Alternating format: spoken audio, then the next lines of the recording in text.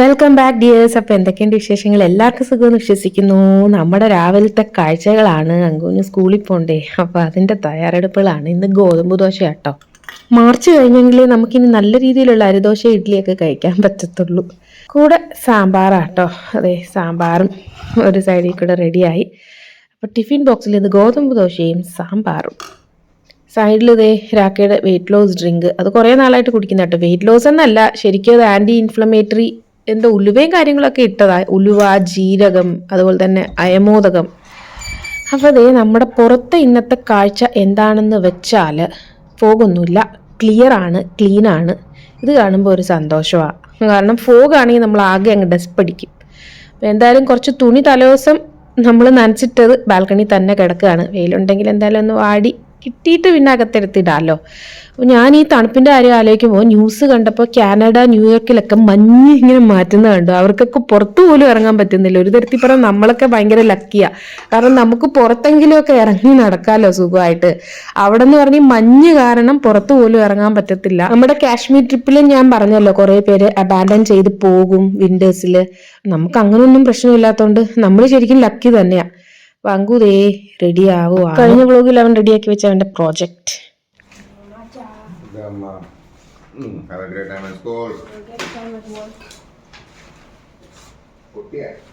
പൊട്ടിയോ? Okay.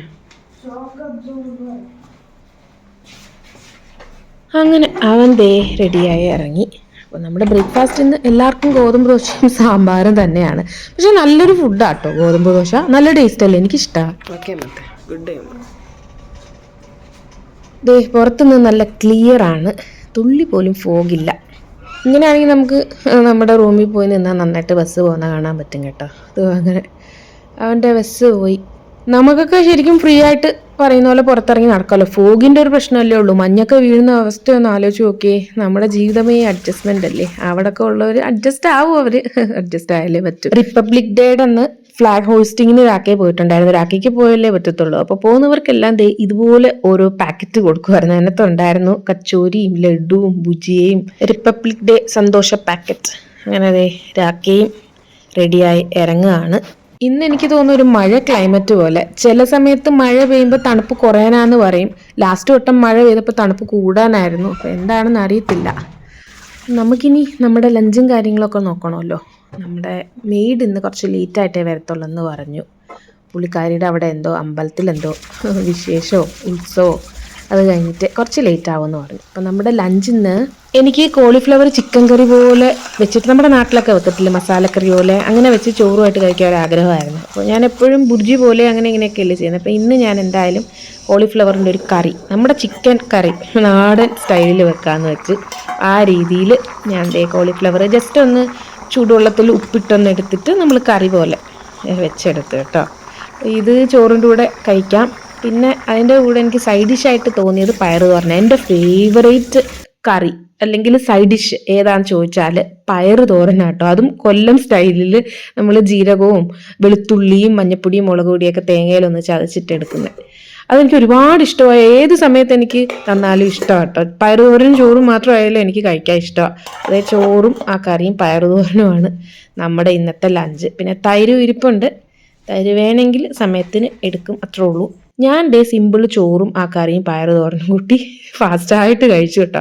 നല്ല വിശപ്പുണ്ടായിരുന്നു. എനിക്ക് ഇഷ്ടമുള്ള കറിയൊക്കെ ആണെങ്കിൽ നല്ല വിശപ്പാണ്.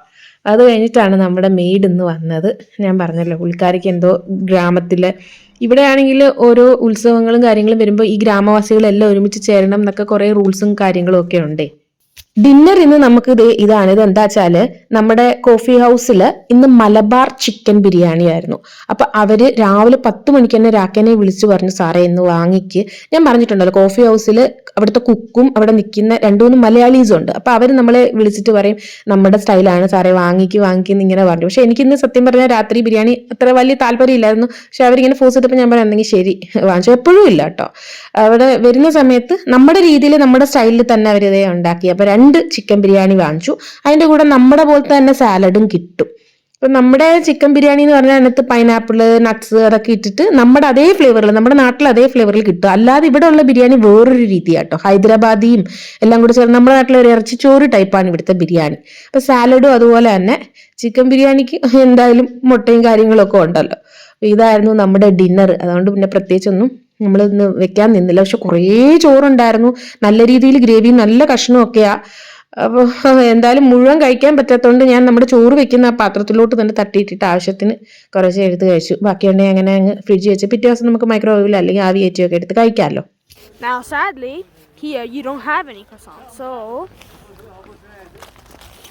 അപ്പോൾ നമ്മുടെ കാശ്മീർ ട്രിപ്പിൽ ഇത് മഞ്ഞ് തിന്നുന്ന അങ്കു നല്ല ഫ്രഷ് മഞ്ഞ് അവനെടുത്ത് കഴിച്ചു കേട്ടോ. അപ്പോൾ ഞാൻ കഴിഞ്ഞ വ്ലോഗ് വരെ നമ്മുടെ മഞ്ഞ് മലയിൽ പോയതും കളിച്ചതും എല്ലാം കാണിച്ചു. അതിനുശേഷം ഞങ്ങൾ ഇറങ്ങാൻ പോകുന്നതല്ലേ കാണിച്ചേ.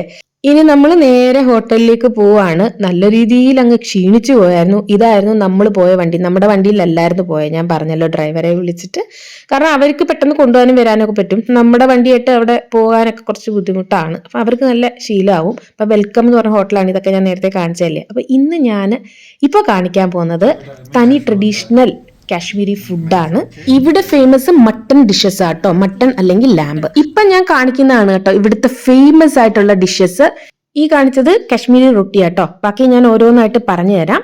ഈ കാണിക്കുന്നതെല്ലാം മട്ടൺ അല്ലെങ്കിൽ ലാമ്പ് കൊണ്ടുള്ള ഫേമസ് ഡിഷസ് ആയതുകൊണ്ട് ഇത് ഒറ്റ രീതിയിൽ ഒറ്റ പ്ലേറ്റ് ആയിട്ട് വസ്വാൻ താലി എന്ന് പറഞ്ഞ് നമുക്ക് അവിടെ ചെന്നാൽ കിട്ടും. അപ്പൊ ഞാനിപ്പോ കാണിച്ച ഈ പ്ലേറ്റിൽ താഴെ ഒരു ഫ്ലേവേർഡ് റൈസ് ആണ്, മട്ടന്റെ ആ ഒരു ഫ്ലേവർ ഉള്ള റൈസ് ആണ്. പിന്നെ റെക്ടാംഗിൾ ഷേപ്പിലുള്ളതിന്റെ പേര് തബക് മാസ് ആണ്. നീളത്തിലുള്ളത് മട്ടൺ സീ കബാബാണ്. ഗ്രേവി പോലെ കാണുന്നത് ഉലുവയിലെയും മട്ടനും കൂടെ ഒരു മിക്സ് ചെയ്ത സംഭവമാണ്. പിന്നെ ഉള്ളിയുടെ ഒരു സാലഡ് ഉണ്ട് സൈഡില്. ബൗളിൽ കിട്ടുന്നത് മട്ടൺ റോഗൻ ജോഷ്. പിന്നെ മട്ടൺ തന്നെ ഉരുട്ടി ഇങ്ങനെ രണ്ട് സംഭവമുണ്ട് ബോൾസ് ആക്കിയിട്ടത്. അത് ഒന്ന് തൈരിലും ഒന്ന് നോർമൽ ഗ്രേവിയിലുമാണ്. അപ്പൊ തൈരിലുള്ളതിന്റെ പേര് ഗൊസ്റ്റാബ എന്നാണ്.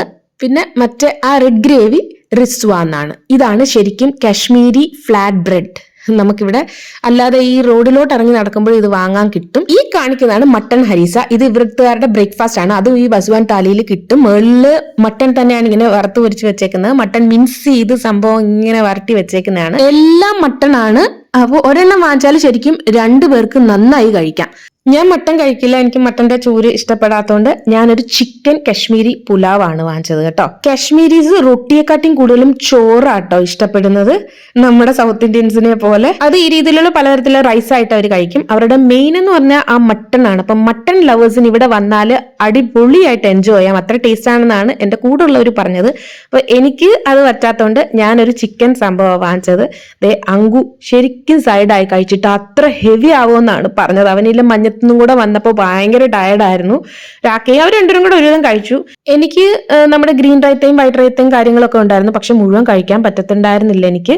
അവർക്കും ഇത് കഴിക്കാൻ പറ്റിയില്ല, കാരണം അവരുടെ തന്നെ നല്ല ഹെവി ആയിരുന്നു. അപ്പൊ എന്റെ പുലാവിന്റെ കാര്യം പറയുകയാണെങ്കിൽ അതിനകത്ത് നിറച്ച് നട്ട്സ് ആയിരുന്നു കേട്ടോ. ഡ്രൈ ഫ്രൂട്ട്സും നട്ട്സും ബദാമും അണ്ടിപ്പരിപ്പും പൈനാപ്പിളും എല്ലാം ഇട്ട കിടിലൻ സംഭവമാണ്. പിന്നെ സാലഡൊന്നും തൊടാനേ പറ്റില്ല, എത്ര വയറ് നിറഞ്ഞു. പിന്നെ ലാസ്റ്റ് നമ്മുടെ ജീരകം മിഠായി, പല്ലുകുത്തി പെരുജീരകം, അത് ദഹിക്കാൻ.